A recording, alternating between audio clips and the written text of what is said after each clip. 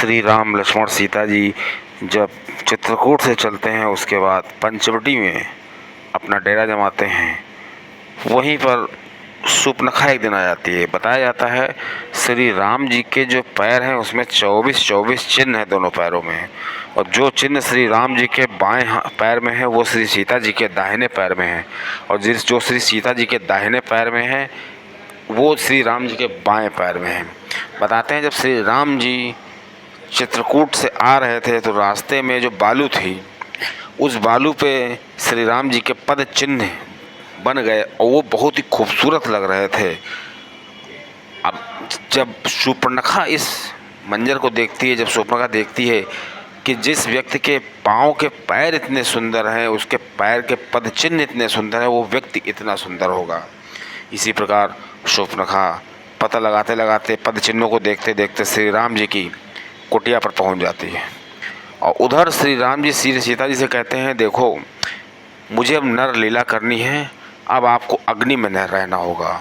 इसलिए श्री सीता जी को श्री राम जी अग्नि में भेज देते हैं और श्री सीता जी की जो छवि होती है उसको वहाँ पर रहने देते हैं।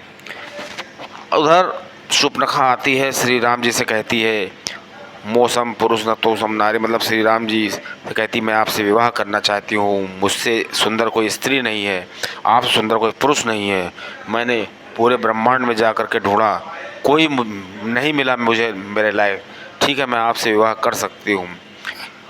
तो श्री राम जी उसको सीता जी की तरफ इशारा करते हैं, कहते मेरा विवाह हो चुका है। वो श्री लक्ष्मण जी के पास भेज देते हैं।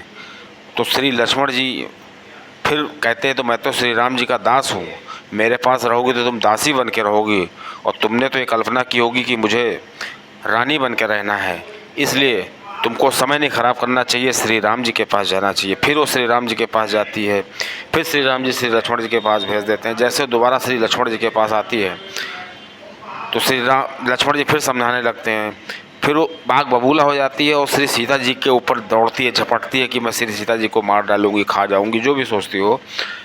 बस श्री राम जी इशारा करते हैं, लक्ष्मण जी से कहते हैं, और श्री लक्ष्मण जी तुरंत उस शूर्पणखा के नाक कान काट देते हैं। शूर्पणखा को जब नाक कान काटे, शूर्पणखा जाती है अपने भाई के पास खरदूषण।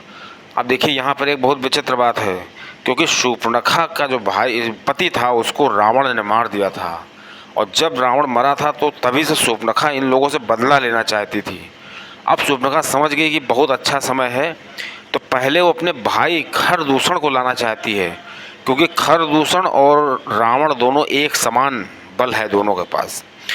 वो जानती है शूर्पणखा कि अब हम ये खेल खेलते हैं, अगर खरदूषण को श्री राम जी हरा देते हैं, मार देते हैं, तो रावण को भी मार देंगे। इस प्रकार वो खरदूषण के पास पहुंचती है। खरदूषण आते हैं श्री राम जी से बदला लेने के लिए, अपनी बहन की नाक कान जो कटी थी। इधर श्री राम जी श्री लक्ष्मण जी से कहते हैं, श्री सीता जी को लेकर अंदर जाओ, क्योंकि श्री राम जी को ये डर है कहीं सीता जी मना न कर दे, जैसे उन्होंने जयंत को मना कर दिया था कि जयंत को मत मारो। इधर श्री राम जी ऐसी माया रचते हैं कि खरदूषण आपस में ही लड़के मर जाते हैं। उनकी सेना 16-17 हज़ार जो भी सेना थी वो सब तहस नहस हो जाती है। इस प्रकार श्री खरदूषण को जब गति प्राप्त हो जाती है तो शूर्पणखा जाती है अपने भाई रावण के पास। वो समझ जाती है कि ये कोई मामूली पुरुष नहीं है, ये रावण को भी मार सकते हैं। उधर वो रावण से कहती है जा करके कि तुम यहाँ बैठे हो और मेरे देखो नाक कान काट दी गई है और शत्रु सर पर बैठा हुआ है। रावण कहता है पूरी बात बताओ क्या हुआ। तब वो श्री रावण को पूरी बातें बताती है कि मेरे साथ ऐसा ऐसा हुआ है। अब रावण समझ जाता है कि अगर खरदूषण जो मेरे बराबर बलशाली थे उसको कोई मार सकता है तो इसका मतलब भगवान ने ब्रह्म ने अवतार ले लिया है, तो ब्रह्म से मोक्ष पाना है किसी भी तरीके से। तो तुरंत जाता है, माला लेकर के जपने लगता है। अब चूँकि उसकी तामस देहा होती है, उसकी देह जो है वो सब तमस है, वो शराब पीता है और बुरे बुरे कार्य करता है, इसलिए उससे भजन नहीं हो रहा था। फिर उसने सोचा कि हमें किसी भी तरह मुक्ति तो चाहिए ही। उसने ठान लिया कि अगर तपस्या से नहीं जीत सकते हैं तो श्री राम जी से युद्ध करूंगा। इसीलिए वो भेष बदल कर आता है और वहाँ पर मारीच के पास जाता है, अपने मामा के पास, और मारीच से कहता है कि आपको एक काम करना है। मारीच मना करता है कि ये परम ब्रह्म है, इनसे बैर मत करो। वो कहता है मेरी बात सुन रहे हो, नहीं तो मैं तुमको मार दूंगा। तो मारीच सोचता है इसका मामा कि इस पापी के हाथों से मरने से अच्छा है श्री राम जी के हाथों से मरा जाए।